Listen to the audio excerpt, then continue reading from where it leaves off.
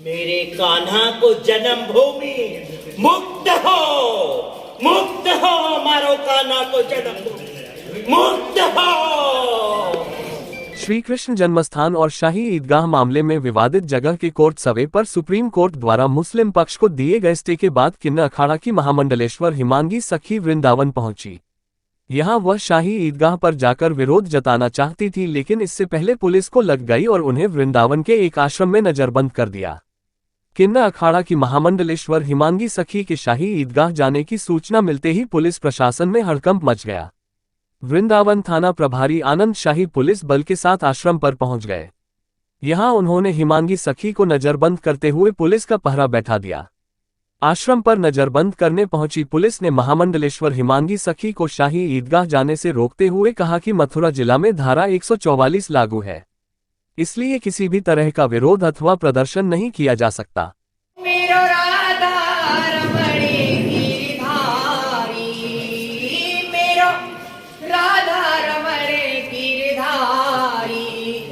मेरे कान्हा को जन्मभूमि मुक्त हो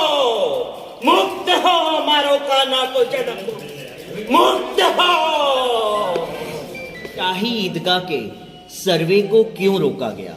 और मैं कहती हूं मुस्लिम पक्ष को किस बात का डर है कि शाही ईदगाह में मंदिर होने का डर है, या उन्होंने कुछ शाही ईदगाह के अंदर छुपा रखा है, मंदिरों के अवशेष को छुपा रखा है, क्या उस बात का डर है? तो मैं कहती हूं मेरे मुसलमान भाइयों को कि अगर आपको डर है तो किस बात का डर है?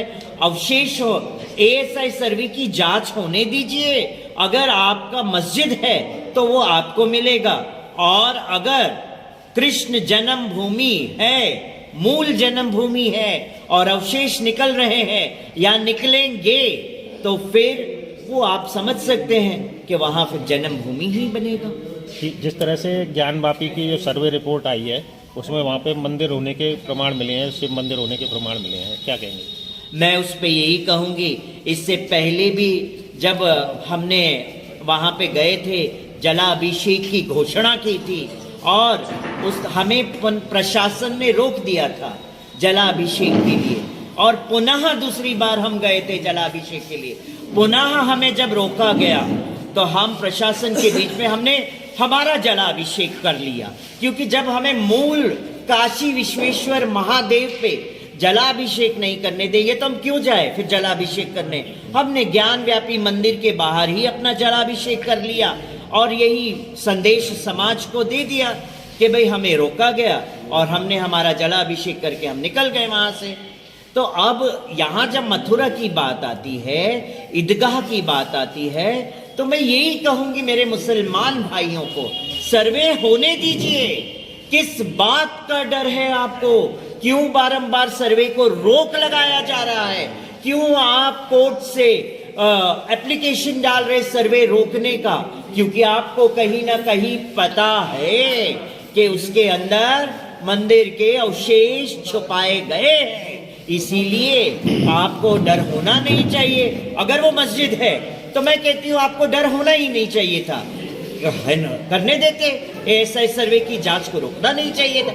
आपने रोका है, इसका मतलब आपको डर है कि कहीं ये मंदिर ना बन जाए वापस से, अवशेष उसके अंदर है और वो जानते हैं, और इसके लिए हम संतों का मौलिक अधिकार है कि इसके ऊपर हम बात करें, समाज के सामने रखे, कोर्ट को भी अवगत कराए कि ये एएसआई सर्वे रोकने का मतलब है कहीं ना कहीं मुस्लिम पक्ष जो है उनको डर है।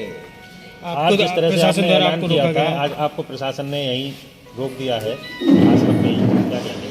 मैं यही कहूंगी, मैं तो पहले ही ऐलान कर चुकी थी शांतिपूर्वक करने की, मुझे तो कुछ ऐसा करना नहीं था, मगर प्रशासन को मैं क्या कह सकती हूँ, है ना? प्रशासन के सामने तो हम सब नतमस्तक है, क्या करेंगे, मजबूर है हम।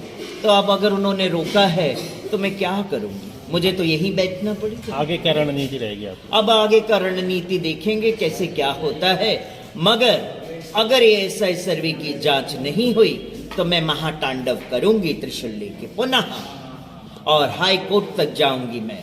जब जब तारीख होगी ईदगाह को लेकर तो मैं कोर्ट में भी जाके खड़ी रह के महातांडव करूं।